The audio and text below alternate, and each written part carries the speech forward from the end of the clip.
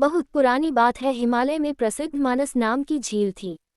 वहां पर कई पशु पक्षियों के साथ ही हंसों का एक झुंड भी रहता था।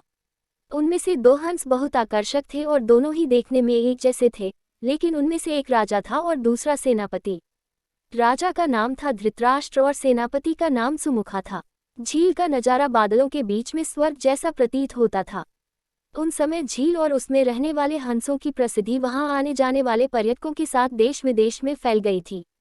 वहां का गुणगान कई कवियों ने अपनी कविताओं में किया, जिससे प्रभावित होकर वाराणसी के राजा को वह नजारा देखने की इच्छा हुई।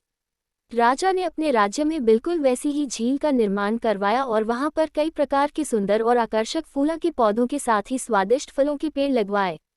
साथ ही विभिन्न प्रजाति के पशु पक्षियों की देखभाल और उनकी सुरक्षा की व्यवस्था का आदेश भी दिया। वाराणसी का यह सरोवर भी स्वर्ग जैसा सुंदर था, लेकिन राजा के मन में अभी उन दो हंसों को देखने की इच्छा थी, जो मानस सरोवर में रहते थे।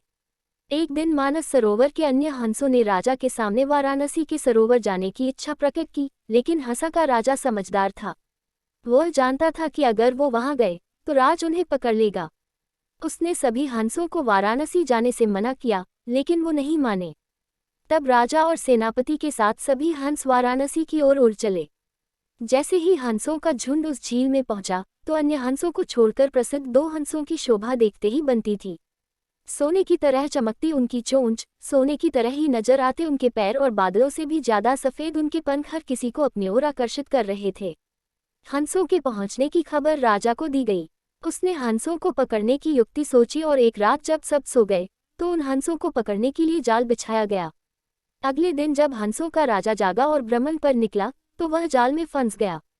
उसने तुरंत ही तेज आवाज में अन्य सभी हंसों को वहां से उड़ने और अपनी जान बचाने का आदेश दिया। अन्य सभी हंस उड़ गए, लेकिन उनका सेनापति सुमुखा अपने स्वामी को फंसा देखकर उसे बचाने के लिए वहीं रुक गया। इस बीच हंस को पकड़ने के लिए सैनिक वहां आ गया। उसने देखा कि हंसों का राजा जाल में फंसा हुआ है और दूसरा राजा को बचाने के लिए वहां खड़ा हुआ है। हंस की स्वामी भक्ति देखकर सैनिक बहुत प्रभावित हुआ और उसने हंसों के राजा को छोड़ दिया। हंसों का राजा समझदार होने के साथ साथ दूरदर्शी भी था। उसने सोचा कि अगर राजा को पता चलेगा कि सैनिक ने उसे छोड़ दिया है, तो राजा इसे जरूर प्राणदंड देगा।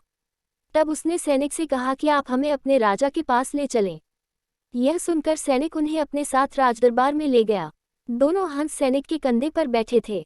हंसों को सैनिक के कंधे पर बैठा देखकर हर कोई सोच में पड़ गया।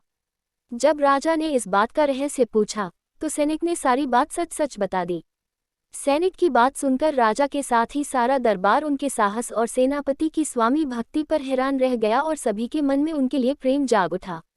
राजा ने सैनिक को माफ कर दिया और दोनों हंसों को आदर के साथ कुछ और दिन ठहरने का निवेदन किया।